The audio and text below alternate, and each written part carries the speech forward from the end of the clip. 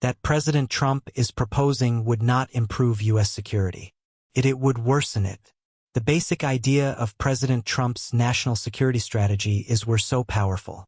We can dictate terms. We should not be limited by quaint things like the United Nations or treaties or even normal relations with other countries. And within our own hemisphere, we're absolutely dominant. And we can tell the countries in our hemisphere what to do or not to do. And as we see in the case of Venezuela, we can threaten them, amass troops, perhaps overthrow a government with impunity. So the idea of the national security strategy is that the United States is the most powerful country in the world and should remain so.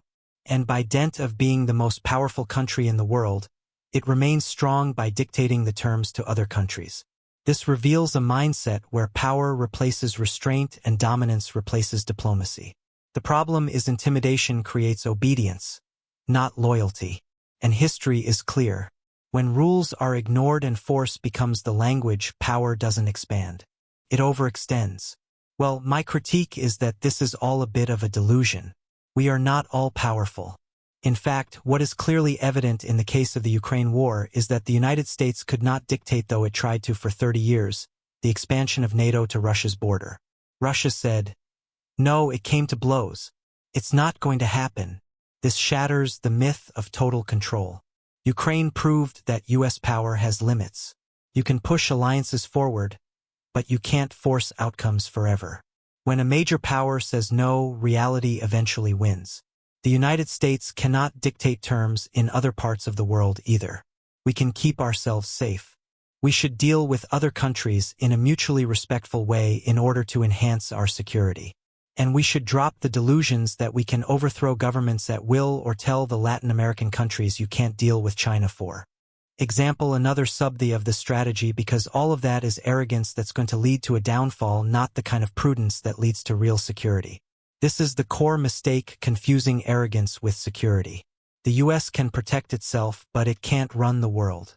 Real security comes from restraint and mutual respect, not from trying to dictate who other nations trade with or overthrowing governments on impulse. History punishes hubris far more reliably than it rewards force. The Monroe Doctrine is usually dated in shorthand as the United States is in charge of the Western Hemisphere in some sense. But what President Monroe said when he sent his 7th message to the Congress in 1823 is 3 stipulations.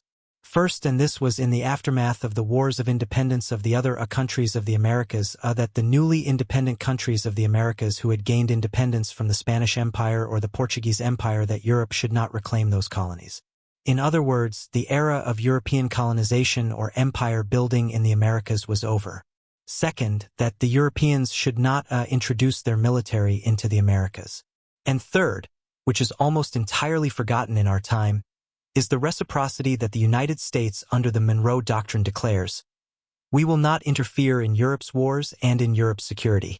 The Monroe Doctrine wasn't about control. It was about restraint. Europe stayed out of the Americas and the U.S. stayed out of Europe's wars. Forgetting that balance turned a defensive idea into a tool for overreach. So the Monroe Doctrine was actually stated in 1823 as a reciprocal doctrine. You stay out of our backyard and we'll stay out of yours when it comes to military and security issues. Don't threaten us. We won't get involved in how did we get 850 military installations in 80 countries around the world. Well, because we're not very good at reciprocity. We're very good at telling other countries what to do but not actually behaving according to the rules. This exposes the contradiction. The Monroe Doctrine was built on reciprocity, mutual restraint. But 850 bases across 80 countries show how far the U.S. drifted from that principle. Demanding rules for others while ignoring them yourself isn't leadership. It's overreach that we have set on others.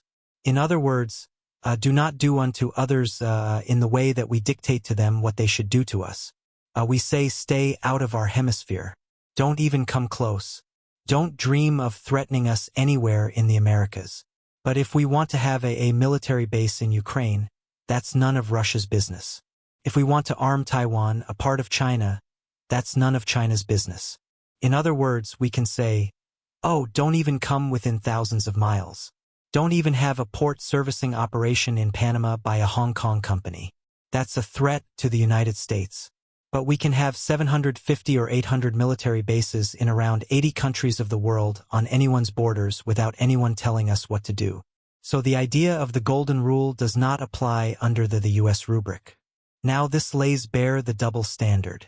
The U.S. demands absolute security in its own hemisphere, yet dismisses Russian or Chinese concerns as irrelevant. Bases near their borders are called stability, while a foreign port near ours is labeled a threat.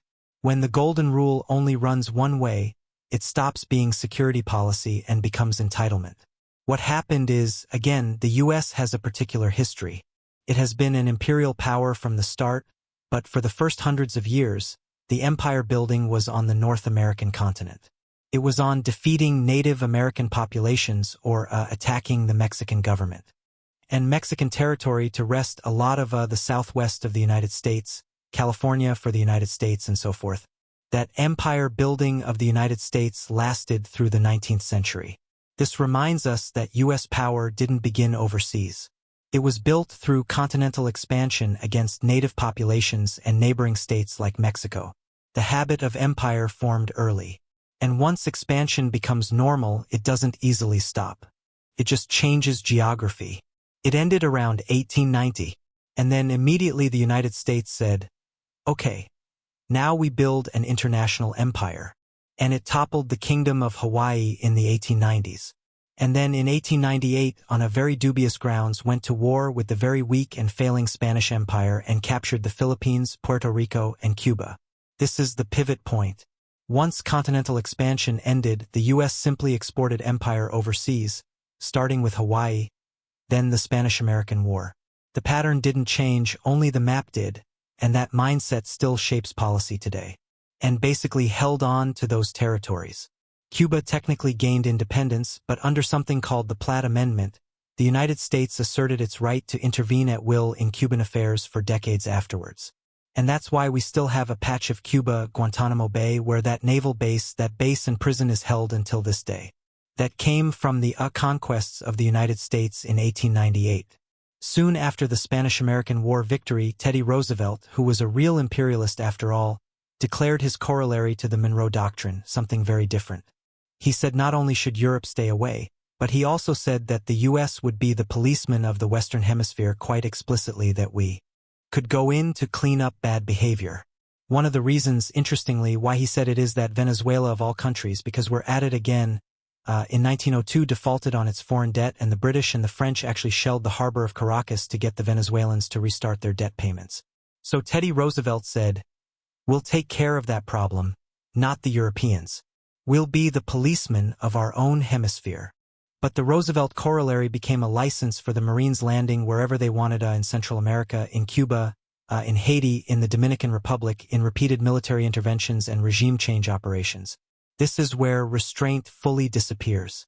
What began as a limited doctrine turned into open policing of an entire hemisphere. The Roosevelt corollary wasn't defensive. It was a permission slip for intervention, occupations, and regime change. From Cuba to Haiti, power justified itself by claiming order. But what it really entrenched was the idea that force, not consent, was the natural tool of U.S. policy. Overthrowing governments, this led to a lot of instability. And when the sixth cousin of Teddy Roosevelt gained the White House, Franklin Roosevelt, and he came into the White House on March 4, 1933, he declared a good neighbor policy.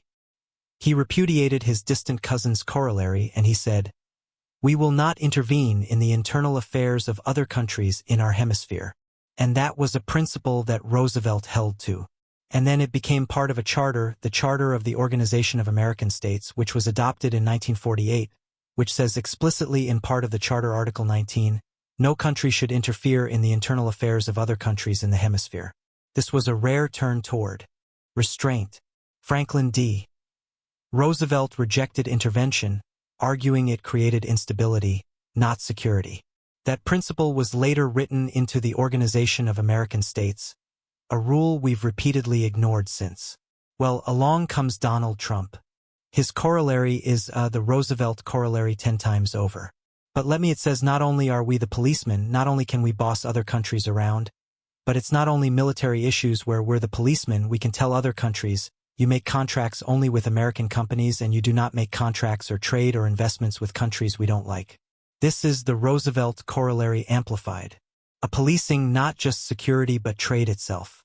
Telling countries who they can do business with isn't leadership, it's coercion. And it invites resistance.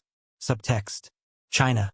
So Trump is amping it up, telling other countries, we're going to run the whole show of our hemisphere. And this military buildup and killing people in boats off the coast of Venezuela is the application of what is called the Trump corollary. There's a lot of hubris. There's a lot of arrogance.